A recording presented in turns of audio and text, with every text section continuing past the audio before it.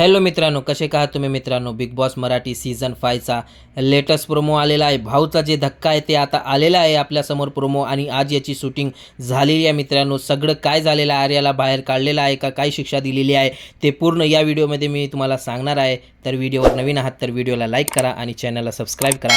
स्वागत आहे तुमचं ऑल रिव्ह्यूमध्ये.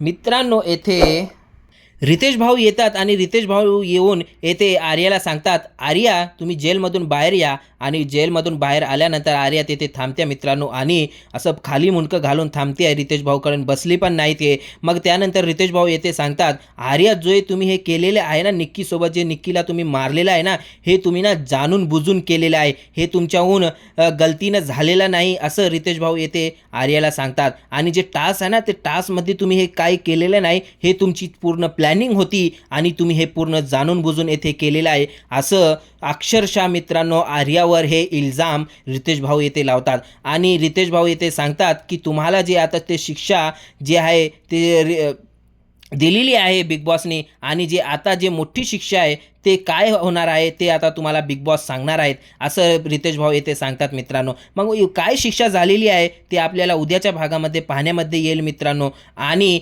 खरंच जर आर्याला बाहेर काढलं आहे का नाही काढलं आहे हे बघण्यामध्ये लई इंटरेस्टिंग आहे मित्रांनो. पण माझं मत आहे मित्रांनो, जर आर्याला काढलं तर जे चूक आधी झालेली आहे त्यांना पण पनिशमेंट भेटली पाहिजे मित्रांनो. आणि तुमचं काय मत आहे मित्रांनो याच्यावर तुम्ही आपलं मत कमेंटमध्ये नक्कीच मांडा. आणि भेटूया पुढच्या व्हिडिओमध्ये मित्रांनो. तोपर्यंत जय हिंद.